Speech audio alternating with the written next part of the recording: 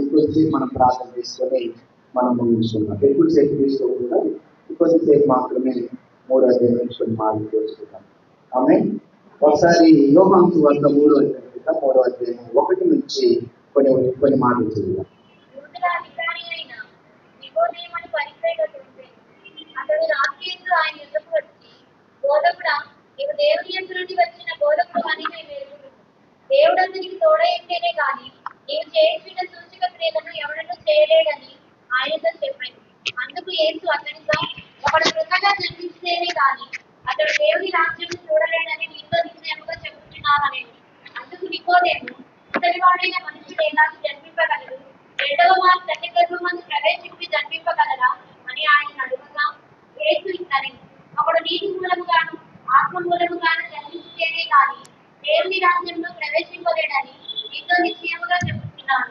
సరే, చిన్న ప్రార్థన చేసుకుందాం. ప్రేమగల తండ్రి, కృపగల యేసయ్య, నీకు వందనాలు.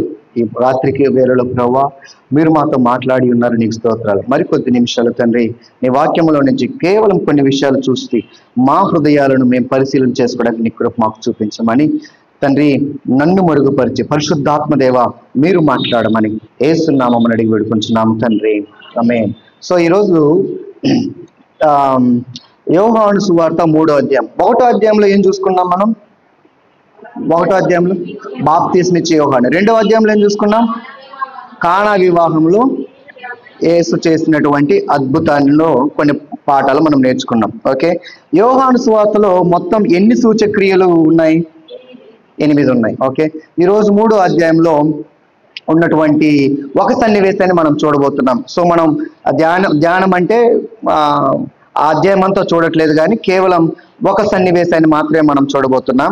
సో ఈ రోజు మనం చూడబోతున్న సన్నివేశం ఎవరిది అంటే నికోదేమస్. అందరూ నికోదేమస్ అని చెప్పండి, నికోదేము. ఓకే, సో నా టాపిక్ ఈరోజు ఏంటంటే religious Christian or real Christian. Okay, religious Christian or real Christian, నిజమైనటువంటి క్రైస్తవుడు లేదా మత సంబంధమైన క్రైస్తవుడు. ఓకే, రియల్ క్రిస్టియన్కి రిలీజియస్ క్రిస్టియన్కి తేడా ఉంటుందండి. రియల్ క్రిస్టియన్ ఎలా ఉండాలి, రిలీజియస్ క్రిస్టియన్ ఎలా ఉండాలి అనేది మనము వాక్యంలో నుంచి కొన్ని మాటలు చూసుకుందాం. ఓకే, సో ఇక్కడ మనం చూసినట్లయితే నికోదేమస్. నికోదేము ఎవరు? యూదుల అధికారి మరియు ఆయన పరిసయ్యుడు. ఓకే, ఈ రెండు గుర్తుపెట్టుకోండి. ఒకటి ఎవరైనా యూదుల అధికారి, ఓకే, ఇంకొకటి ఎవరైనా పరిసయ్యుడు. పరిసయ్య గురించి మీకేం తెలుసు? పరిసయ్యుల గురించి మీకేం తెలుసు? ధర్మశాస్త్రాన్ని బోధిస్తారు. ఇంకా ఏం చేస్తారు? ధర్మశాస్త్రాన్ని బోధించేవాళ్ళు. పరిసయ్యులు చెప్తారు కానీ చేయరని చెప్తున్నారు. ఇంకా హెచ్చించుకుంటారు, ఇంకా అగ్రపీఠాలు కోరుకుంటారు. ఇంకా పరిసయ్యుల గురించి ఆ వెలుపల వారు బాగా ప్రవర్తిస్తారు కానీ లోన మాత్రం వాళ్ళకి ఇష్టం వచ్చినట్టు. ఓకే, ఇంకా పరిసయ్యుల గురించి అన్ని విషయాల్లో 10వ వంతు దేవునికి సమర్పిస్తారు. ఇంకా పునరుద్ధానాన్ని నమ్మేది సద్దుకయ్యులు. పరిసయ్యులు నమ్ముతారు, సద్దుకయ్యులు నమ్మరు. ఇంకా అంటే వీధుల్లో వాళ్ళు నిలబడి గట్టిగా వాళ్ళు చెప్తా ఉంటారు. ఇంకా ఆధిక్యత కోరుకుంటా ఉంటారు. ఇవన్నీ పరిచయాల గురించి చెప్తా ఉన్నాం కదా. కానీ నికోదేము వీటన్నిటికీ భిన్నం. నికోదేము వీళ్ళందరిలాగా ఉండట్లేదంట. మనకు బహుశా మనం యేసు ప్రభు ఈ లోకంలో ఉన్నప్పుడు పరిసయ్యుల గురించి సద్దుకయ్యుల గురించి చెప్పిన విషయాల్లో మనం విని మనం చదువుకొని పరిసయ్యుల గురించి మనకి మీరు చెప్పిన అవగాహన అంతా కరెక్ట్. అది ఓకే, ఒక పుస్తకం ఉంటుంది పరిసయ్యుల గురించిన 50 ద మార్క్స్ ఆఫ్ ఫారసీస్ అని ఒక 50 మార్క్స్ ఉంటాయి అన్నమాట. ఏమంటారు వాటిని? గుర్తులు, 50 గుర్తులు ఉంటాయి. ఓకే, సో ఒకసారి మనం దాన్ని ధ్యానం కూడా చేస్తాం. సో కానీ నికోదేముకు వచ్చేసరికి ఈ పరిసయ్యుల్లో ఉండే లక్షణాలు ఏవి ఆయనలో లేవంట. ఆయన రెండవ ఉన్నటువంటి ఆయనకున్నటువంటి రెండవ ఇదేంటంటే ఆయన యూదుల అధికారి. ప్రతి పరిసయ్యుడు యూదుల అధికారి కాదు. ఇజ్రాయేల్ టైంలో మొదటి సెంచరీలో అంటే యేసు ప్రభు కాలంలోనైతేమి, అంతకు ముందు ఉన్నటువంటి ధర్మశాస్త్రం ఉన్నటువంటి కాలంలోనైతేమి, ఈ పరిసయ్యులు ఎక్కువ మంది ఉండేవాళ్ళు కాదు. పరిసయ్యులు ఎంతమంది ఉండేవాళ్ళు అంటే, పరిసయ్యులు అసలు ఎవరు అంటే ఎగ్జాక్ట్ గా బైబుల్ స్కాలర్స్, పండితులు. ఓకే, మీరు అంటున్నారు కదా మనం ఇప్పుడు చెప్పినవన్నీ, వీటన్నిటికీ భిన్నంగా బైబుల్ని వాళ్ళు రోజుకి 8 గంటలు చదివే వాళ్ళు, బైబుల్ని 8 గంటలు చదివే వాళ్ళు మాత్రమే కాకుండా సమాజ మందిరంలో వాళ్ళు బోధించేవాళ్ళు, 2 గంటలు వాళ్ళు ప్రార్థన చేసేవాళ్ళు. వాళ్ళ యొక్క జీవన విధానం ఎలా ఉంటుందంటే, బయట విషయాలు ఏమి వాళ్ళు పట్టించుకోరు, సమస్తము కూడా ఆధ్యాత్మిక సంబంధమైన విషయాలే. అంటే కంప్లీట్గా వాళ్ళకి బైబుల్ నాలెడ్జ్ ఉంది, కంప్లీట్గా వాళ్ళు ధర్మశాస్త్రం, దేవుడిచ్చినటువంటి ధర్మశాస్త్రం ఉంటుంది కదా, బుక్ ఆఫ్ లా, దాన్ని పాటించేటువంటి వాళ్ళు అనమాట. వాళ్ళల్లో నుంచి వచ్చినటువంటి వ్యక్తి నికోదేమస్. ఈయనకున్నటువంటి రెండవ క్వాలిటీ ఏంటంటే, ఆయన యూదుల అధికారి, సమాజ మందిరపు అధికారి కాదు, యూదుల అధికారి. సమాజ మందిరపు అధికారికి అయితే 100 మందికి ఆయన ఎవరు, ఇందాక ఇప్పుడు కొర్నేలియస్ చెప్పారు కదా, ఆయన అధికారి. ఓకే, ఇప్పుడు ఈయన ఎవరంటే 70 మంది ఒక కౌన్సిల్ ఉంటుంది అనమాట. 70 మంది ఒక కౌన్సిల్ ఉంటుంది. ఆ 70 మందిలో ఒక అతను యూదుల అందరికీ కూడా ఒక కౌన్సిల్ ఏర్పాటు చేస్తారు. రోమా గవర్నమెంట్ వీళ్ళకి అలుగు చేసుకోకుండా ఏదైనా ప్రాబ్లమ్స్ వచ్చిందనుకోండి, వెంటనే ఏం చేయాలంటే రోమా గవర్నమెంట్ని పిలవాలి. పిలిస్తే వాళ్ళు వచ్చి సెటిల్ చేయాలన్నమాట. కానీ యూదులు ఏం చేస్తారంటే, మాకు రోమా గవర్నమెంట్ అవసరం లేదు, మేము రోమా గవర్నమెంట్ తిరుగుబాటు చేస్తాం కదా, వాళ్ళు రాకముందే మనం సాల్వ్ చేసుకుందాం అని యూదులు ఒక కౌన్సిల్ ఏర్పాటు చేసుకున్నారు. ఆ కౌన్సిల్లో 70 మంది ఉంటారు. అది ప్రతి కొన్ని సంవత్సరాలకి మారిపోతూ ఉంటుంది అనమాట. దానిలో ఒక అధికారి ఎవరంటే నికోదేమ అనేటువంటి వ్యక్తి. మన భాషలో చెప్పాలంటే అది ఎలాగంటే, సుప్రీం కోర్టులో జడ్జి ఉంటారు కదా, అటువంటి స్థానంలో ఉన్న వ్యక్తి అనమాట. అమెరికా సినేట్ అంటారు. ఓకే, అంటే ట్రంప్ ఉంటాడు కదా, ట్రంప్ కింద సలహాలు ఇచ్చే వాళ్ళు ఉంటారు కదా ఒక టీం, ఆ టీంలో ఒకవేళ నికోదేము ఉంటే అటువంటి వ్యక్తి అనమాట. అంటే ప్రాబ్లమ్ సాల్వ్ చేసే వ్యక్తి, అక్కడ ఒక మంచి పొజిషన్లో ఉన్నటువంటి వ్యక్తి. ఆ వ్యక్తి యేసు ప్రభువుని చూడడానికి వస్తా ఉన్నాడు. ఓకే, ఆ వ్యక్తి యేసు ప్రభువుని చూడడానికి వస్తూ, ఇప్పుడు మనం చెప్పినటువంటి ఈ రెండు క్వాలిటీస్ ఆయనలో ఏమైతే ఉన్నాయో, ఒకటి ఆయన పరిసేయుడు, ఒకటి ఆయన అధికారి. ఇవి రెండింటిని కూడా ఆయన పక్కన పెట్టేసి, ఇవి రెండింటిని కూడా మనం ఆలోచిస్తే ఏముంటుందంటే, మనం అందరం కూడా నికోదేము లాగా ఉన్నటువంటి వారం. అంటే రిలీజియస్ గా ఉన్నటువంటి వాళ్ళం. రిలీజియస్ గా అంటే మతపరంగా ఏదైతే చేయాలో అవన్నీ ఆయన నికోదేము చేస్తా ఉన్నాడంట. మతపరంగా అంటే చర్చికి రావడం, పాటలు పాడడం, వాక్యం వినడం, వాక్యాన్ని ప్రకటించడం, లేకపోతే పరిచర్య చేయడం, మతపరంగా ఏదైతే చేయాలో అవన్నీ ఆయన చేస్తున్నాడు. పుదీనాలో నుంచి కూడా వాళ్ళు టైప్ ఇస్తారంట, దశమ భాగం ఇస్తారంట. అంటే వాళ్ళు ఏదైనా కొనుక్కుంటే, బయట నుంచి వెళ్తా ఉన్నారు, కూరగాయలు కొనుక్కున్నారు, 10 కేజీలు కూరగాయలు కొంటే 1 కేజీ చర్చిలో ఇచ్చి వెళ్ళిపోతారంట. అంత మతపరమైనటువంటి అవగాహన కలిగినటువంటి వారు. అసలు ఎవరైనా వచ్చి చూస్తే, అబ్బా అసలు ఈయనలో ఏమాత్రం తప్పు లేదండి, ఇంత చక్కగా ఏమంటారు వాక్యాన్ని వాక్యాన్ని అనుసరిస్తా ఉన్నాడు అని చెప్తారు.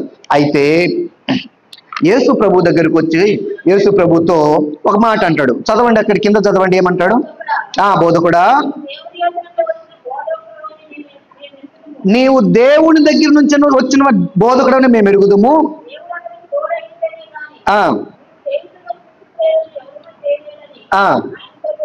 చాలండి.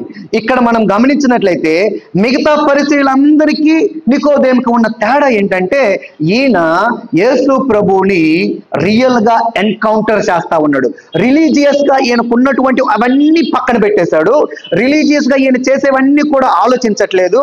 కానీ యేసు ప్రభువు నిజమైనటువంటి దేవుడు. పరిచయులు ఎవరు నమ్మట్లా యేసు ప్రభువుని. వాళ్ళందరూ యేసు ప్రభుని ఎవరైనా ఫాలో చేస్తుంటే, వెంబడిస్తూ ఉంటే, రే వీడు మనకు సంబంధించినవాడు కాదురా, వాడిని గెంటేసేయండి అని అలా చేసేటువంటి వారు. కానీ నికోదేము మాత్రం, ఇది దేవుని వలన మాత్రమే సాధ్యం, నువ్వు పరలోకం నుంచి వచ్చినటువంటి దేవుని కుమారుడు అని మేము నమ్ముతున్నాం అని ఆయన రియలైజ్ అయ్యాడనమాట. అంటే నికోదేము రిలీజియస్ ఆయన జీవన విధానంలో నుంచి రియల్ క్రిస్టియన్ విధానంలోకి వెళ్ళడానికి ఇష్టపడ్డాడు. ఓకే, సో అప్పుడు యేసు ప్రభు ఒక మాట అంటాడు అనమాట. చదవండి ముందుకి.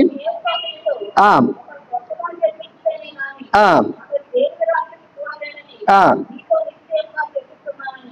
ఓకే, ఇక్కడ మనం చూసినట్లయితే నికోదేము ఏమంటాడంటే నువ్వు దేవుని దగ్గర వచ్చావని మేము నమ్ముతూ ఉన్నాం అని అంటాడు కదా. అన్న తర్వాత యేసు ప్రభు చాలా సంతోషం, వాళ్ళందరూ నమ్మలేదు, నువ్వు నమ్మావు, నువ్వు చాలా గ్రేటు, సరే రా నాతో పాటు శిష్యుడు కావు అని దేవుడు అనలా. దేవుడు ఇక్కడ వెంటనే ఆయనతో అంటా ఉన్నాడు. ఎందుకంటే యేసు ప్రభుకు తెలుసు ఆయన రిలీజియస్ మతపరమైనటువంటి జీవన విధానాన్ని జీవిస్తా ఉన్నాడు. ఈ రోజు ఆయనకి విడుదల కావాలి. ఇక్కడ నుంచి మతపరమైన విశ్వాసం కాదు, మార్గంలో అంటే యేసు ప్రభు ఏ మార్గాన్ని అయితే మనకు తీసుకొని వచ్చాడో ఆ మార్గంలో ఈయన రావాలి అని యేసు ప్రభు ఆయనకి ఒక ప్రత్యక్షత, ఒక రెవల్యూషన్ ఆయనకి ఇవ్వడానికి ఇష్టపడతా ఉన్నాడు. ఇష్టపడుతూ ఆయన యేసు ప్రభు ఏమన్నాడంటే ఒకడు క్రొత్తగా జన్మించితేనే గాని దేవుని రాజ్యాన్ని చూడండి. సో ఇక్కడ యేసు ప్రభు ఆయన రిలీజియస్ జీవనానికి బ్రేక్ వేసి రియల్ జీవనానికి అంటే రియల్ క్రిస్టియన్ జీవన విధానానికి ఒక క్రొత్త చాప్టర్ ని ఓపెన్ చేస్తా ఉన్నాడు అనమాట. ఈయన అనుకుంటా ఉన్నాడు ఎలా కొత్తగా జన్మించాలి. అక్కడ ముందు చదవండి ఒకసారి. అందుకు నికోదేము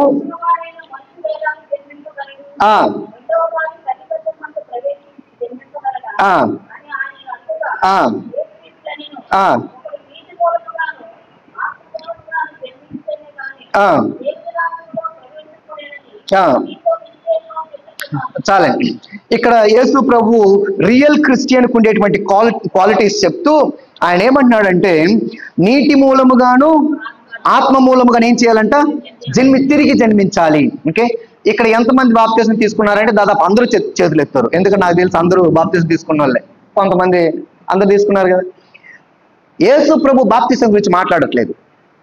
యేసు ప్రభు ఇక్కడ అసలు నికోదేము రిలీజియస్ గా ఏదైతే ధర్మశాస్త్రం చెప్తుందో అవన్నీ కూడా నిష్ఠగా పాటించేటువంటి వ్యక్తి అనమాట.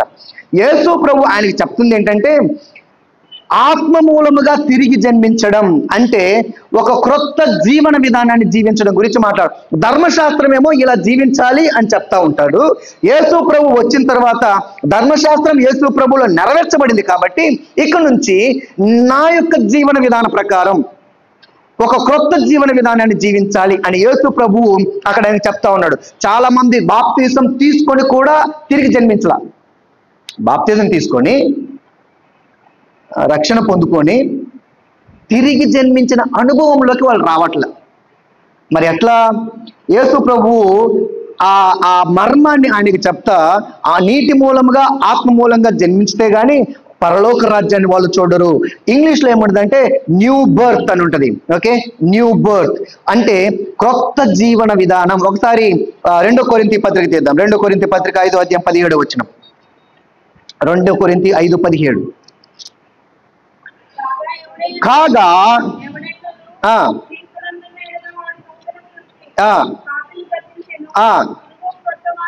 చాలండి. ధర్మశాస్త్రమన్నందున్న ఎడల వాడు పాత సృష్టి, కానీ క్రీస్తునందున్న ఎడల వాళ్ళు ఎవరంట? నూతన సృష్టి అంట. ఇప్పుడు నికోదేమస్ ఎవరిలో ఉండాలి?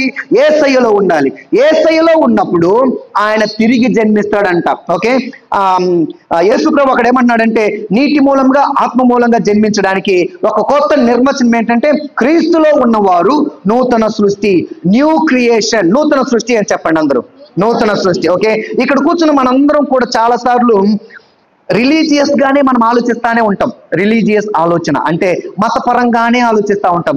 ఉదయాన్నే లేయాలి, చర్చికి రావాలి, బైబుల్ చదవాలి. సో రిలీజియస్ గా ఆలోచిస్తా, మతపరంగానే ఆలోచిస్తూ మతపరంగానే ఇప్పుడు నేను అలా చేయకపోతే ఇలా అవుతుందేమో, అలా చేయకపోతే దేవుడు నన్ను శిక్షిస్తాడేమో, అలా చేయకపోతే ఇది అవుతుందేమో, ఇలా చేస్తే అలా అవుతుందేమో. మన ఆలోచన విధానం అంతా కూడా ఇంకా ధర్మశాస్త్రంలోనే ఉంచుకుంటా ఉన్నాం. ఇంకా నూతన సృష్టిలోకి రావట్ల మనం. ఇప్పుడు చాలా మంది దేవుణ్ణి ఎలా చూస్తారంటే దేవుడు నేను ఏదైనా చేస్తే దేవుడు నన్ను శిక్షిస్తాడు అనే విధంగా దేవుడిని అట్లా చూస్తూ ఉంటాడు. లేకపోతే నా యొక్క పాపం, లేకపోతే నేను చేసేటువంటి పని దేవుని ప్రేమ నుంచి నన్ను దూరం చేసేస్తుంది అని ఆలోచిస్తూ ఉంటారు. ఆ ధర్మశాస్త్రం. ఓకే, నూతన నిబంధనలో యేసు ప్రభు ఎప్పుడు దాని గురించి చెప్పలా. యేసు ప్రభు మన కోసం ఏం చేస్తాడో 5 విషయాలు చెప్పి నేను ముగించేస్తా. Okay, God has done 5 things for us. దేవుడు మన కోసం చేసినటువంటి 5 ప్రత్యేకమైనటువంటి విషయాలు. మొట్టమొదటిగా ఏం చేశాడంటే ఎఫెసీయులకు రాసిన పత్రిక తీద్దాం. ఎఫెసీయులకు రాసిన పత్రిక 4:24. ఎఫెసీయులకు రాసిన పత్రిక యథార్థమైన భక్తియు గలవారై, ఆ దేవుని పోలికగా సృష్టింపబడిన దేవుని పోలికగా సృష్టింపబడిన నవీన స్వభావమును ధరించుకొనవలెను. ఆ కావున మునుపటి ప్రవర్తన విషయంలోనైతే ఆ. మోసకరమైన దురాశల వలన చెడిపోవు మీ ప్రాచీన స్వభావాన్ని వదులుకొని మీ చిత్తవృత్తి యందు నూతనపరచబడిన వారై, ఆ. నీతియు యథార్థమైన భక్తియు గలవారై, చాలండి. నీతియు యథార్థ భక్తి గలవారై దేవుని పోలికగా సృష్టింపబడిన ఆ నవీన స్వభావమును ధరించుకొనవలెను. దేవుని స్వభావమును పోలిన నవీన సో దేవుడు మనల్ని ఎలా సృష్టించాడంటే ఇంగ్లీష్ లో ఏముంటదంటే God has created us into righteousness and holiness. అంటే దేవుడు మనల్ని ఎలా క్రియేట్ చేశాడంటే నీతిమంతులుగాను పరిశుద్ధులుగాను. ఓకే, ధర్మశాస్త్రం మనల్ని నీతిమంతులుగా తీర్చలా. ఏం నీతిమంతులుగా తీర్చింది మనల్ని? యేసయ్య రక్తం మనల్ని నీతిమంతులు. ధర్మశాస్త్రం మనం పవిత్రులుగా చేయాల. పాపం అంటే ఇది అని చెప్పింది కానీ యేసయ్య రక్తం మనల్ని పవిత్రులుగా చేసింది కదా.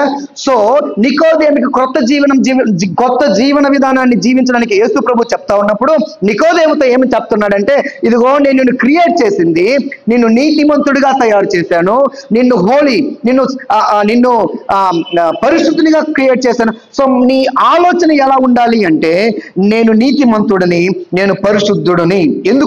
ఎందుకంటే నా పాపం బట్టి, నా యొక్క పాపాన్ని లేకపోతే నా బిహేవియర్ని బట్టి దేవుడి యొక్క ప్రేమ మారదు. కానీ నా యొక్క ఆలోచన ఎప్పుడు నేను ధర్మశాస్త్రం వైపే ఆలోచిస్తూ ఉంటే, ఎప్పుడు దాని ప్రకారమే జీవిస్తూ ఉంటే, నేను దేవుడిని చూసే విధానం మారిపోద్ది అనమాట. దేవుడిని చూసే విధానం మారిపోయినప్పుడు మనం దేవుడి నుంచి దూరం అయిపోతూ ఉంటాం. దేవుడి నుంచి దూరం అయిపోయి మనం ఎప్పుడన్నా ఏదైనా చేసామనుకోండి, ఏదైనా చేసే నాకు తెలిసిన కొంతమంది ఉన్నారు. ఓకే, మనకు ఫస్ట్ ఆదివారం ఏంటిది, అది లార్డ్ సప్పర్, బల్లారాధన ఉంటుంది. వాళ్ళు బల్లారాధన తీసుకోరు. ఎందుకు తీసుకోరండి? అమ్మో నేను తప్పు చేశా, బల్లారాధన తీసుకుంటే దేవుణ్ణి భయం. ఎందుకు వారు అట్లా ఉన్నారంటే, నూతన నిబంధన వారికి అర్థం కాలేదు కాబట్టి. యేసుక్రీస్తు పరలోకం నుంచి భూలోకానికి వచ్చి మన కోసం మరణించి తిరిగి లేచి నీతిమంతులుగా తీర్చి, మన పాపం మనము చేసేటువంటి ఏది కూడా ఆయన ప్రేమను మార్చలేదు. కానీ ఆయన దగ్గరకు వచ్చి క్షమాపణ అడిగితే ఆయన మనల్ని నీతిమంతులుగాను పవిత్రులుగాను చేస్తాడంట. ఇప్పుడు రైచియస్నెస్ అంటే అర్థం ఏంటో తెలుసా? నీతిమంతులుగా తీర్చబడడం అంటే ఏంటో తెలుసా? ఇంగ్లీష్ లో ఒక మంచి డెఫినేషన్ ఉంటుంది. రైచియస్నెస్ అంటే రైట్ స్టాండింగ్ విత్ గాడ్. అంటే దేవుడు అక్కడ నిలబడి ఉన్నాడు, దేవుడితో సరైన సంబంధంలో నేను నిలబడడం. ఓకే, సో యేసు ప్రభు మన కోసం చేసినటువంటి మొట్టమొదటి పని ఏంటంటే, ఆయన మనల్ని నీతిమంతులుగాను పరిశుద్ధులుగాను చేశాడు. ఎవరైతే దానిని నమ్ముతారో ఆ నమ్మినటువంటి వారు, ఎఫెసీయులకు రాసిన పత్రికలో ఉంటుంది, ఆ నమ్మినటువంటి వారు ఆయనతో పాటు పాలిభాగస్తులు అవుతారంట. రెండోది ఏం చేశాడు యేసు ప్రభు మన కోసం చేసినటువంటి రెండోది? 2 కొరింథీ పత్రిక తీయండి ఒకసారి. 2 కొరింథీ పత్రిక 5వ అధ్యాయము 21వ వచనం.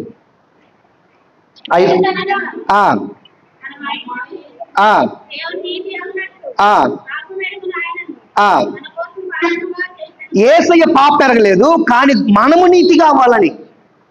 మనము అని చెప్పండి అందరూ. నేను. ఓకే, నేను నీతిగా అవ్వాలని నా పాపాన్ని ఆయన తీసేసుకొని ఆయన పాపిగా అయ్యాడంటే, యేసు ప్రభు మన కోసం చేసిన రెండో పని ఏంటంటే, ఆయన మన పాపాలు తీసుకొని మనల్ని నీతిమంతులుగా చేశాడంట. సో మన కోసం ఆయన పాపిగా ఆయన మారాడు. ఓకే, 2 కొరింథీయులకు రాసిన పత్రికలో 5వ అధ్యాయం 21వ వచనంలో ఉంటుంది కదా, ఆయన మన కోసం పాపిగా అయ్యాడని. కానీ మనం ఏం చేస్తా ఉన్నాం? నేను చేసిన పాపాన్ని నేనే ఉంచేసుకొని, మేము చిన్నప్పుడు ఒక స్కిట్ వేసేవాళ్ళం. ఆ స్కిట్ ఏంటంటే, అక్కడ ఒక చైర్ ఉంటుంది. ఓకే, చైర్ మీద పాపమని రాస్తాం. ఓకే, వెళ్ళి పెట్టుకొని కొన్ని రోజులకి ఏమవుద్ది, కొంతసేపటికి ఏమవుద్ది, అది మనం వదిలిపెడదాం అనమాట. దాన్ని పట్టుకొని వస్తూ ఉంటాం. ఓకే, సో యేసు ప్రభు వచ్చి ఆ చైర్ని విడిపించేస్తాడు. పాపాన్ని యేసు ప్రభు ఆ చైర్ పట్టుకొని యేసు ప్రభు ఆ చైర్లో కూర్చుంటాడు, మనం లేచి బయటకు వచ్చేస్తాం. ఇంకొక స్కిట్ ఉంటుంది సేమ్ అలానే ఉంటుంది. సాక్స్లు అనమాట. సాక్స్లు వేసుకొని సాక్స్లు కొన్ని రోజులు వేసుకుంటే కంపు వస్తాయి కదా బాగా. ఆ కంపు వచ్చేటువంటి ఆ సాక్స్లు ఏంట్రా కంపు వస్తున్నాయి ఇక్కడ అంటే ఎవరంటారు నీ సాక్స్లు వస్తున్నాయి కంపు, ఇదిగో నీ సాక్స్లు తీసేసి కొత్త సాక్స్లు వేసుకొని కొత్త సాక్స్లు ఇస్తాడు. ఇస్తే కొత్త సాక్స్లు వేసుకొని వస్తాడు, మళ్ళీ లోపలికి వస్తాడు, ఇంకా కంపు వస్తూనే ఉంటాయి. ఏంద్రా ఇంకా కంపు వస్తున్నాయి, కొత్త సాక్స్లు వేసుకున్నావు కదా అంటే వాడు ఏమంటాడు, లేదు లేదు పాత సాక్స్లు నేను జోలో పెట్టుకొని వచ్చా అంటాడు. సో చాలా సార్లు యేసు ప్రభు మనల్ని పాపులుగా కాక, యేసు ప్రభు మనల్ని చూసినప్పుడు అంట ఆయన కుమారులుగా చూస్తాడంట, పాపులుగా ఆయన చూడంట. కానీ మనం ఏం చేస్తుంటాం, మనము ఎప్పటికెప్పుడు మనల్ని మనం కండెమ్ చేసుకుంటా ఉంటాం. మనల్ని మనం there is no condemnation for those who are in Christ. యేసయ్యలో ఎవరైతే ఉంటారో వారికి ఏ శిక్షా విధి లేదు. సో యేసు ప్రభు మనల్ని చూసినప్పుడు మనల్ని ఎలా చూస్తాడంటే వాళ్ళు రైచియస్ పీపుల్, వాళ్ళు నాతో పాటు నిలబడేటువంటి వారు. ఇప్పుడు నూతన నిబంధనలో పౌలుకి దేవుడిచ్చిన ప్రత్యక్ష అంతటిని కూడా నూతన నిబంధనలో మనం చూస్తూ ఉంటాం. యేసు ప్రభు చనిపోయి తిరిగి లేచిన తర్వాత ఆయన ఇచ్చినటువంటి ఆ ప్రత్యక్షతని మనం అర్థం చేసుకోగలిగితే మనము ఖచ్చితంగా రిలీజియస్ క్రిస్టియానిటీ నుంచి రియల్ క్రిస్టియానిటీలోకి వచ్చేస్తాం. అర్థం చేసుకోలేదనుకో ఇంకా మతపరంగానే ఉంటాం, ఇంకా మతపరమైనటువంటి ఆలోచనే వస్తూ ఉంటుంది. మతపరంగానే మనం ఎందుకు మన జీవితాలు మారవు, ఎందుకు మన బ్రతుకులు మారవు, ఎందుకు మన ఆలోచన విధానం మారదు, ఎందుకు ఇంకా మనం లోకంలో ఉండే ఆచారాలను పాటిస్తూ ఉన్నాం, ఎందుకు మనం ఇంకా కొన్ని వాటిని జయించలేకపోతున్నాం, ఎందుకంటే మనకు రియల్ డెలివరెన్స్, రియల్ ఫ్రీడమ్ మనకు అర్థం కావట్లేదు కాబట్టి. సో యేసు ప్రభు చేసినటువంటి రెండవది ఏంటంటే మన కోసం ఆయన మన పాపాలని తీసుకొని ఉన్నాడు కాబట్టి అది నూతన సృష్టి. మూడవది చెప్తా ఉన్నాను, 1వ యోహాను పత్రిక 4వ అధ్యాయం 17 వచ్చిన తీయండి. 1వ యోహాను పత్రిక 4:17.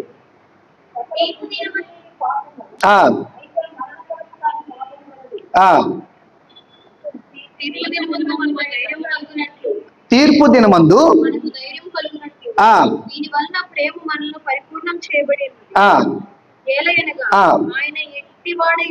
ఆయన ఎట్టివాడై ఉన్నాడు. ఆయన అంటే యేసుక్రీస్తు. చాలండి, ఓకే. మూడోది దేవుడు మన కోసం ఏం చేశాడంటే he gave us his identity. Okay, ఆయన గుర్తింపు అని చెప్పండి, ఆయన గుర్తింపు. ఓకే, యేసు ప్రభు మన కోసం చేసినటువంటి ఐడెంటిటీ, మన కోసం చేసిన పని ఏంటంటే హిజ్ ఐడెంటిటీ. ఆయన ఎట్టివాడై ఉన్నాడో మనము కూడా అట్టివారమై ఉన్నాము.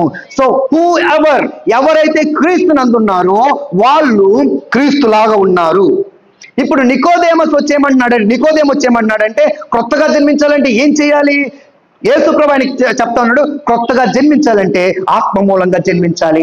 ఇప్పుడు యేసు ప్రభు చనిపోయిన తర్వాత యేసు ప్రభు మనకిచ్చినటువంటి భాగ్యాలు, మనకిచ్చినటువంటి బ్లెస్సింగ్స్ ఏంటంటే ఆయన యొక్క ఐడెంటిటీ, ఆయన యొక్క గుర్తింపుని మనకిచ్చాడు అని యోహాను పత్రిక రాసినటువంటి అదే యోహాను సువార్త రాసినటువంటి యోహాను పత్రికలో కూడా చెప్తా ఉన్నాడు, ఆయన ఎట్టివాడై ఉన్నాడో మనము కూడా అట్టివారమై ఉన్నాము. ఓకే, ఇందాక నేను కొన్ని మాటలు చెప్పేటప్పుడు యేసు ప్రభు ఈ లోకంలో సమాధానాన్ని స్థాపించడానికి వచ్చాడు అనమాట. సమాధానాన్ని స్థాపించడానికి వచ్చినటువంటి యేసు ప్రభు తండ్రికి మనకి సమాధానం కోల్పోయింది కాబట్టి యేసు ప్రభు వచ్చి ఆ సమాధానాన్ని ఐక్యపరిచి మనల్ని తండ్రితో ఐక్యం చేశాడు. సో కాబట్టి యేసు ప్రభు ఏ విధంగా తండ్రితో ఉన్నాడో మనం కూడా అదే విధంగా తండ్రితో ఉన్నాం. ఆమేన్. సో యేసు ప్రభువు తండ్రి కుడిపార్శ్వన కూర్చున్నాడా, మనం కూడా తండ్రి కుడిపార్శ్వన కూర్చుంటాం. యేసు ప్రభువుకు ఉన్నటువంటి identity he has given to us, దేవుడు మనకి ఇచ్చాడంట. అంటే దేవుడు నూతన నిబంధనలు మనకి ఎంత ఆధిక్యత ఇచ్చాడో తెలుసా? పాత నిబంధనలు ఈ ఆధిక్యత లేదు. ఎందుకంటే అప్పుడు బలులు, అప్పుడు దహన బలులు, అప్పుడు అటాన్మెంట్ ఇవన్నీ జరగాలి. కానీ నూతన నిబంధనలోకి వచ్చేసరికి అవన్నీ కూడా యేసులో పరిపూర్ణమయ్యాయి కాబట్టి we have got special permissions, special privileges. నాలుగవదిగా దేవుడు ఏం చేశాడు? 1 కొరింథీ పత్రిక 6వ అధ్యాయం తీయండి. 1 కొరింథీ పత్రిక 6వ అధ్యాయము 17వ వచనం. కొత్తగా జన్మించినటువంటి వారి యొక్క చాలండి, ఓకే. అటువలే ప్రభువుతో కలుసుకున్న వాడు ఆయనతో ఏకాత్మ కలిగి ఉన్నాడంట. అంటే he made us one with him. అంటే దేవుడు మనల్ని ఒక ఆత్మగా చేస్తాడనమాట. అంటే యేసు ప్రభువులో ఏ ఆత్మ అయితే ఉన్నదో మనలో కూడా అదే ఆత్మ. Whatever the Holy Spirit has dwelled in him, the same Holy Spirit is dwelling on us. మనలో కూడా అదే ఆత్మని దేవుడు ఉంచాడని అక్కడ చెప్తా ఉన్నాడు. సో కాబట్టి అందుకే పౌలు ఎక్కడ అంటాడు, దేవుని ప్రేమ నుంచి మనల్ని ఏది కూడా వేరు చేయలేదు. So no separation, no separation. కాబట్టి మనకు ఆలోచన ఏముండాలంటే, నేను పాపం చేశానా, ఓకే, నా తండ్రి నన్ను క్షమించడానికి ఆయన సిద్ధంగా ఉన్నాడు, నేను తిరిగి వెళ్తా. మరలా తప్పిపోయిన కుమారుడు ఆయన పాపం చేసి ఎక్కడో వెళ్ళిపోయాడు, ఆలోచన వచ్చింది, బుద్ధి వచ్చింది, తిరగడానికి సిద్ధపడ్డాడు. తండ్రి ఎలా ఉన్నాడంట, తండ్రి ఎదురు చూస్తా ఉన్నాడంట. When will my son come, ఎప్పుడు నా కుమారుడు. దేవుడు ప్రతి ఒక్కరి కోసం అలానే ఎదురు చూస్తా ఉంటాడంట. ఎందుకంటే ఆయనతో పాటు మనం ఒక్కటిగా ఉన్నాం, ఒకటి. సో యేసు ప్రభు మనకి ఇచ్చినటువంటి ఆధిక్యత ఏంటంటే, ఇక్కడ నుంచి యేసు ప్రభు ఎక్కడో ఒక చోట, యేసు ప్రభు ఎక్కడ ఒక ఉన్నత స్థలంలో, మనము కింద లేము. We are with him, we are with him. That is the privilege. అది అర్థం చేసుకున్న వాళ్ళు ధర్మశాస్త్ర ప్రకారం కాదు, వాళ్ళ యొక్క జీవన విధానాన్ని కృపలో వాళ్ళు జీవిస్తూ ఉంటారంట.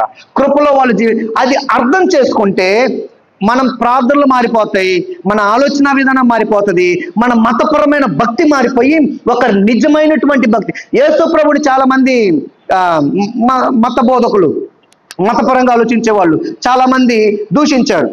ఏంటి నువ్వు అలా మాట్లాడుతున్నావు, ఏంటి నువ్వు శనివారం వచ్చి అలా చేస్తావా, ఏంటి నువ్వు వాళ్ళతో ఇలా కూర్చొని తింటావా, ఏంటి నువ్వు ఆ రోజు అక్కడ వాళ్ళ దగ్గరికి వెళ్ళావు. మతపరమైన ఆలోచనలు అవన్నీ. మతపరంగా మనం చాలా ఆలోచిస్తూ ఉంటాం. ఎందుకంటే ద రియల్ క్రిస్టియన్ ఆలోచనలు మనకు రావట్లేదు కాబట్టి. నూతన నిబంధనలో యేసు ప్రభు మన కోసం ఏదైతే ఉంచాడో దాన్ని మనం అర్థం ద న్యూ క్రియేషన్ యొక్క ఇంపార్టెన్స్ మనం అర్థం చేసుకోవట్లేదు కాబట్టి ఇంకా మతపరంగానే ఆలోచిస్తూ దేవుణ్ణి స్తుతించుడి అప్పుడు దేవుణ్ణి అయ్యే వాడుకుంటా ఉన్నాం. సో మన యొక్క మతపరమైనటువంటి జీవన విధానం నుంచి వచ్చి మనం రియల్ క్రిస్టియన్ వైపు, లేకపోతే ఒక నిజమైనటువంటి క్రైస్తవ జీవన విధానానికి రావాలని దేవుడు ఇష్టపడతా ఉన్నాడు. ఐదవది దేవుడు మనకేం చేస్తాడో, ఎఫెసీయులకు రాసిన పత్రిక 1:5 తీయండి. ఎఫెసీయులకు రాసిన పత్రిక 1:5.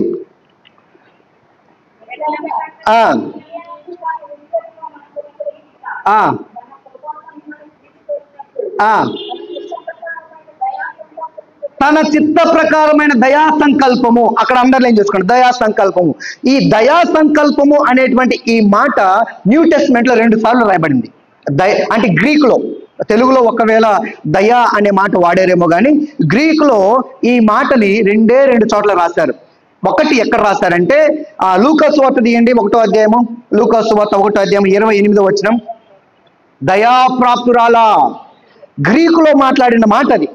దయాప్రాప్తురాలా, గ్రీకులో 2 చోట్ల రాస్తారు. దయా అనేటువంటి ఈ పదం రావడానికి ఒకటి ఎవరికి రాస్తారంటే మరియమ్మకు రాశారు, రెండోది ఎవరికి రాస్తారంటే యేసు ప్రభువుని. ఒకసారి ఎఫెసీయులకు రాసిన పత్రిక 1:5, 5, 6, 7 కలిసి ఉంటాయి, చదవండి అది ఒకసారి. ఎఫెసీ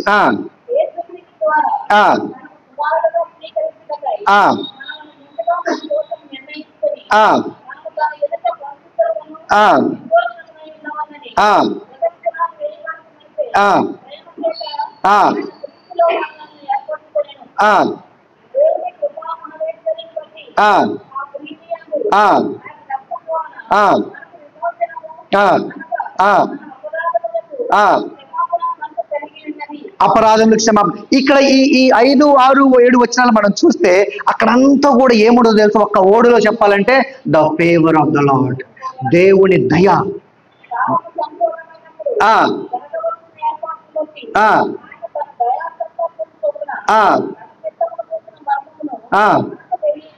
చాలండి, చాలు.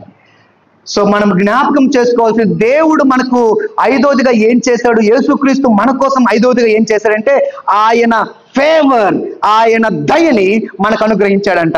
ఎలా అనుగ్రహించాడు? మనము పాపముల చేత లేకపోతే మనము శాపముల చేత మనము అటు రీతిగా ఉన్నప్పుడు దేవుడు మన కోసం మరణించి చనిపోయి తిరిగి లేచి మనకు ఒక కృపను అనుగ్రహించాడంట, మనకు ఒక దయను అనుగ్రహించాడంట. So he has given us a favor. Favour అని ఏమని ఎప్పుడంటారు? ఫేవర్ అంటే దయ. ఓకే, ఎప్పుడంటారంటే ఎప్పుడన్నా ఎవరి దగ్గరికి అన్ని వెళ్ళి వీళ్ళు యశ్వంత్ నాకు ఒక ఫేవర్ చేయవా అంటారు. ఫేవర్ అంటే నాకు ఒక మంచి పని చేసి పెట్టు, నాకు అవసరం, ఆ పని నువ్వు చెయ్యాలి అని చెప్తే ఆయనకి ఇష్టమైతే ఆయన చేస్తాడు, లేకపోతే లేదు. ఫేవర్ ఫేవర్ అంటే ఆ నా మీద ఆయన దయ చూపించడం. ఓకే, సో యేసు ప్రభు మన కోసం ఏం చేశాడంటే he has shown his favour that we are no longer sinners but we are sons. మనము ఏ మాత్రము కూడా పాపులము కాదు, మనము కుమారులుగా అవ్వడానికి దేవుడు మన ఏమిచ్చాడంట, ఆయన దయనిచ్చాడంట. సో కాబట్టి మన యొక్క ఆలోచన విధానం ఎలా ఉండాలంటే, నికోదేము ధర్మశాస్త్ర ప్రకారం జీవించి యేసు ప్రభు ఏం చేశాడో అప్పటికి ఆయనకి తెలియదు, కానీ మనకైతే ఆయన గురించి ఇప్పుడు తెలుసు. బైబిల్లో అవన్నీ కూడా రాయబడ్డాయి. మనకైతే దేవుడు ఏమి, సో ఎప్పుడైతే మనము ఆ నూతన జీవన విధానాన్ని అర్థం చేసుకుంటామో మతపరమైనటువంటి ఆలోచనలు మనం పక్కన పెట్టేస్తాం. ఒకసారి దీన్నే పుల్పిట్ అని ఎవరో వచ్చి అన్నారు నా దగ్గరికి వచ్చి, ఎవరో వచ్చి ఏమన్నారంటే, బ్రదరు, మీకు అర్థమైపోయింది ఎవరు, ఓకే, మనం అక్కడ డాన్సులు వేయొచ్చా, అనేది సండే స్కూల్ పిల్లలు వేస్తున్నారు కదా, ఏమంటారు, స్కిట్లు వేస్తున్నారు కదా, అది వేయొచ్చా? మతపరమైన ఆలోచన, కృప ఆలోచన కాదు అది. యేసు క్రీస్తు మన కోసం ఏదైతే చేసిన ఆలోచన కాదు అది, మతపరమైన ఆలోచన. తర్వాత కొన్ని మనం మతపరంగా కట్టేసుకొని ఉన్నాం. దేవుడు విడుదల ఇచ్చడానికి రెడీగా ఉంటే మనం మాత్రం వాటిని పట్టేసుకొని అలానే జీవిస్తా, అలా ఎందుకు మనము నూతన జీవన విధానాన్ని జీవించలేకపోతున్నామంటే we are so tied up with our old behaviour. మన పాత స్వభావానికి, ప్రాచీన స్వభావానికి అంటుకట్టబడి ఉన్నాం. అందుకే పౌలు అంటాడు, మీరు క్రీస్తులో ఉన్నారంటే మీరు నూతన సృష్టి. ఓకే, నూతన సృష్టి. పాతవన్నీ గతించే వాటిని మర్చిపోవాలా, క్రొత్తవి నేను తీసుకొని వస్తున్నా, క్రొత్తవి చేయబోతున్నా, వాటి మీద మీరు విశ్వాసం ఉంచాలి. So Christians are always different, ప్రత్యేకించబడిన వాడు అనమాట. ఓకే, మరి మీరు అనుకోవచ్చు, మనం చాలాసార్లు మనం అనుకుంటా ఉంటాం కదా, మరి మేము పాపం చేస్తాము, మేము కొన్నిసార్లు ఆలోచన విధానం మారిపోతుంది, కొన్నిసార్లు దేవుడికి విరోధంగా పాపం చేస్తుంటాము, కొన్నిసార్లు దేవుడికి ఇష్టం లేని కార్యాలు చేస్తూ ఉంటాము. అవన్నీ మానవ స్వాభావిక మన స్వభావం వలన మనం అవి చేస్తూ ఉంటాం. కానీ దేవుడు అవన్నీ ఎక్కడ చేస్తాం తెలుసా? అవన్నీ ఎక్కడ చేస్తాం? స్పిరిట్ లో చెయ్యం, బాడీలో చేస్తాం. బైబిల్లో ఏముంటదంటే 3 భాగాలు అనమాట. మన మన మన మన శరీరం, లేకపోతే మన వ్యక్తి, లేకపోతే ఒక మనిషి 3 భాగాలు. ఎట్లా అంటే, ఒకటి శరీరము, ప్రాణము, ఆత్మ. మనము ఈ తప్పులు లేకపోతే ఈ పాపాలు ఏదైనా చేస్తే ఈ బాడీలో చేస్తూ ఉంటాం. బాడీ నుంచి ఇంకొంచెం ముందుకెళ్తే ఎక్కడ చేస్తాము? మన ఆత్మలో, అంటే సోల్. అక్కడే ఎమోషన్స్, అక్కడే డెసిషన్స్, అక్కడే మన యొక్క థింకింగ్ ఉంటుంది అనమాట సోల్లో. ఓకే, స్పిరిట్ లో ఆత్మ. ఓకే, సోల్ అంటే ఏంటి? సోల్ అంటే ప్రాణం. ఓకే, జాగ్రత్తగా వినండి. ఒకటేంటి? బాడీ. రెండోది ఏంటి? ఆత్మ కాదు, ప్రాణం. మూడోది ఏంటిది? ఆత్మ. ఓకే, సో ఏదైనా మనం తప్పు చేస్తూ ఉంటే అదంతా బాహ్యపరమైనది, అంతరంగమైనది కాదు. ఓకే, కానీ ఎప్పుడైతే అంతరంగంలో మనం బలం పొందుకుంటా ఉంటామో అంతరంగం బాహ్యాన్ని కూడా డెవలప్ చేస్తుందంట. జాగ్రత్తగా వినండి. ఓకే, చాలా సింపుల్. ఒకసారి యోహాను మొదటి పత్రిక తీయండి. యోహాను మొదటి పత్రిక 1వ అధ్యాయం 8వ వచనం చదవండి. 1:8. మనం పాపం లేని వారము అని చెప్పుకుంటే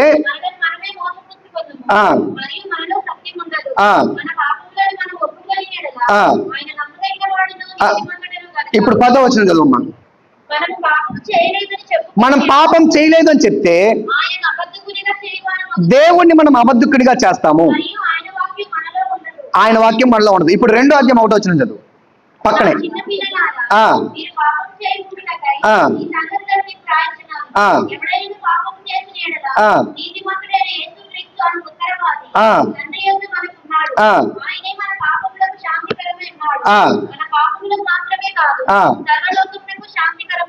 చాలు. ఇప్పుడు 3వ అధ్యాయం, అదే యోహాను పత్రిక 3వ అధ్యాయం 9వ వచనం. ప్రతి వానిలో ఆ. ఆయన బీజం నిలిచిన కనుక ఆ. వాడు పాపం చేయడు. చాలండి. ఓకే, 3 భాగాలు చూసాం కదా. 3 భాగాలు. ఒకటి ఏం చూసామంటే, ఎవడైనా పాపం లేదంటే వాడు అబద్ధికుడు. దాని అర్థం ఏంటంటే ఖచ్చితంగా వాడు పాపం చేస్తాడు అని. ఓకే, అది బాడీలో మనం చేస్తా ఉన్నాం. 2వ అధ్యాయంలోకి వచ్చేసరికి ఏమంటున్నాడంటే, ఒకవేళ మీరు పాపం చేసినా కానీ మనకు ఉత్తరవాది ఉన్నాడు కదా, ఆయన మనకు ఏం చేస్తాడంట, శాంతికరమైన. సో 3వ అధ్యాయంలోకి వచ్చేసరికి ఆయన ఏమన్నాడంటే, ఒకవేళ మీరు మీ దేవుని బీజం లోపల inside in your spirit that seed ఉన్నది కాబట్టి మీరు పాపం చెయ్యరు. Body, soul, spirit. Okay, so మన స్పిరిట్ అనేది బాగా మనకు ఆత్మీయంగా బాగా బలపడితేనంట స్పిరిట్ బాడీని కంట్రోల్ చేస్తుంది. అదే స్పిరిట్ వీక్ గా ఉందనుకోండి, మన బాడీ స్పిరిట్ని కంట్రోల్ చేస్తుందంట. సో మన ఆలోచన ఏముండాలంటే, నేను పాపం చేయకూడదు. ఎందుకంటే ఎప్పుడైతే మన వాక్యాన్ని, ఎప్పుడైతే దేవుడు మన కోసం రిడెంప్షన్ ఏదైతే చేశాడో దాన్ని స్పిరిట్ లో ఉంచుకుంటామో, అప్పుడు ఆ స్పిరిట్ అనేటువంటి అంతరంగ పురుషుడు బాహ్య పురుషుణ్ణి టేక్ ఓవర్ చేస్తాడంట. ఓకే, సో నికోదేముతో ఆయన చెప్తున్నటువంటి మాట ఏంటంటే, యేసు ప్రభు చెప్తున్న మాట ఏంటంటే, నువ్వు ఆత్మ మూలముగా జన్మించాలి. హల్లెలూయా, హల్లెలూయా. ఆత్మ మూలముగా ఎవరైతే జన్మిస్తారో వాళ్ళు ఎలా ఉంటారంట, నూతన సృష్టి అవుతారంట. నూతన సృష్టి అవుతారు. సో ఈ రాత్రికాల సమయంలో ఎంతో మంది ఇంకా శరీర మూలంగానే ఆలోచిస్తా ఉన్నారు, రిలీజియస్ పరంగా ఆలోచిస్తారో నాకు తెలియదు, కానీ ఆత్మ మూలముగా, ఆత్మ మనకు ఏ సంగతులు అయితే బోధిస్తా ఉన్నాడో దాని ప్రకారంగా మనం జీవించినట్లయితే మనము రియల్ క్రిస్టియన్ గా మారుతాము, రిలీజియస్ క్రిస్టియన్ గా మారం. మతపరమైనటువంటి సాంప్రదాయాలు, మతపరమైనటువంటి ఆలోచనలు, మతపరమైనటువంటి జీవన విధానాన్ని మనం జీవించము, కానీ యేసయ్య మన కోసం ఏదైతే చేశాడో దాని ప్రకారం మనం జీవిస్తాం. ఓకే, సో ఈ రాత్రికాల సమయంలో మనము ఎలా ఉన్నాము? నేను మతపరంగా ఉన్నానా? మతపరమైన ఆలోచనలు అలా ఉన్నాయా? లేక నేను జీవమిచ్చే యేసయ్య నాకు జీవాన్ని ఇచ్చాడు కదా, దాని ప్రకారం నేను జీవిస్తా ఉన్నానా అనేది మనం ఆలోచన చేసుకుందాం. తలలో ఉంచుదాం, కళ్ళు మూసుకుందాం, ప్రార్థన చేసుకుందాం. హల్లెలూయా, హల్లెలూయా, హల్లెలూయా. అందరం ప్రార్థన చేయండి. ఓకే, ప్రార్థన చేయండి. ఆత్మలో నేను ఇంకా బలహీనుడిగా ఉన్నాను కదా, పాపం చేస్తున్నాను కదా, no problem, you come to God, God will forgive you. యోహాను పత్రికలు అంటా ఉన్నాడు, మనకు ఒక ఉత్తరవాది ఉన్నాడు. The more you come to God, ఎప్పుడైతే మనం దేవుని దగ్గరికి వస్తా ఉంటామో మన అంతరంగ పురుషుడు బలపరచబడతాడు. ఎప్పుడైతే అంతరంగ పురుషుడు బలపరచబడతాడో మన బాహ్య పురుషుని మనం కంట్రోల్ చేయొచ్చు. ప్రార్థన చేయండి, దేవా నా అంతరంగ పురుషుడు బలపరచబడాలి. I want to live a life of a real Christian, not a religious Christian. తండ్రి సహాయం చేయండి దేవా, కృప చూపించండి, కృప చూపించండి, కృప చూపించండి. దేవానికి వందనాలు, వందనాలు, వందనాలు. హల్లెలూయా, హల్లెలూయా, హల్లెలూయా. ఇదిగో ఎవరైతే ఆ యొక్క మతపరమైనటువంటి కట్లతో, మతపరమైన ఆలోచనలతో, మతపరమైన జీవన విధానంతో ఇంకా జీవిస్తూ ఉన్నారేమో ఈ రోజు ఆలోచించు, నేను మతపరంగా ఉండడానికి వీల్లేదు. మతపరంగా ఇంకా నేను ధర్మశాస్త్రంలో జీవించడానికి వీల్లేదు. ధర్మశాస్త్రం యేసయ్యలో నెరవేర్చబడింది కాబట్టి యేసయ్య నాకు ఏదైతే అధికారం ఇచ్చాడో, యేసయ్య నాకు ఏదైతే ఫ్రీడమ్ ఇచ్చాడో, యేసయ్య నా కోసం సిలువలో ఏదైతే కార్యం చేశాడో, 5 విషయాలు చెప్పాం కదా. దేవుడు ఇంకా చాలా విషయాలు మన కోసం చేశాడు. అయినప్పటికీ మనకున్న సమయంలో ఈ 5 విషయాలను బట్టి నేను నా ఆత్మలో బలపరచబడతాను. When you understand the redemption plan of God, దేవుని యొక్క విమోచన ప్రణాళికను మనం జ్ఞాపకం చేసుకున్నట్లయితే మనము స్వేచ్ఛలో బ్రతకొచ్చు, స్వేచ్ఛలో మనం జీవించవచ్చు. ప్రార్థన చేద్దాం. ఇంకా మనము మన సంఘాలు, మన కుటుంబాలు రిలీజియస్ వేగా కాదు. నికోదేము ఆయన ఎంతో బైబుల్ నాలెడ్జ్ కలిగిన వ్యక్తి, పండితుడు, ఏది అడిగినా చెప్పగలడు, ధర్మకార్యాలు చేసేటువంటి వ్యక్తి, ఇంకా ఆయన ఒక అధికారి, ఆయనకి అనేకమైనటువంటి విషయాలు ఉన్నాయి. అయినప్పటికీ యేసయ్య ఆయన్ని అంటా ఉన్నాడు, ఆర్ యు బోర్న్ అగైన్? నువ్వు తిరిగి జన్మించావా? నువ్వు తిరిగి జన్మించావా? తిరిగి జన్మిస్తే నూతన సృష్టిగా మారాలి. నూతన సృష్టిగా ఎవరైతే మారరు వాళ్ళు తిరిగి జన్మించనట్టే దేవుడు క్లియర్గా చెప్పాడు అక్కడ. అడగండి, ప్రభు నేను తిరిగి జన్మించాలయ్యా, తిరిగి ఆత్మలో జన్మించాలి. I want to live in the spirit. ప్రార్థన చేసుకుందాం.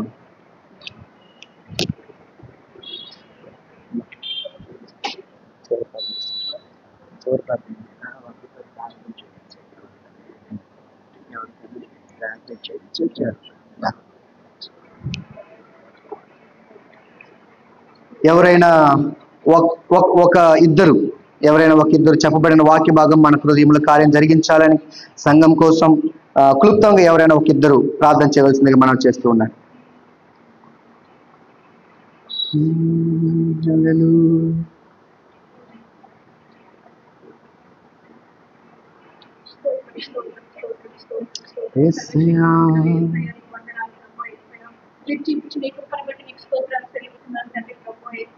మీరు ఏర్పరిచి తీసుకొచ్చిన ప్రతి బిడ్డను బట్టి నీకు వందనాలు చెల్లిస్తున్నాం తండ్రి ప్రభా యేసయ్యా.